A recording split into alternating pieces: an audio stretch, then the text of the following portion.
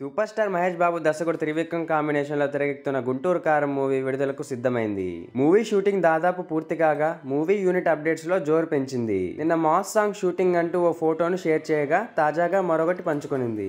రమణగాడి mass జాతర అంటూ Mahesh లుక్ను share చేసింది. ఈ సినిమా జనవరి 12న థియేటర్లో విడుదల కానుంది. Hope you like this video friends. Please like, share, subscribe to channel. Thanks for watching friends.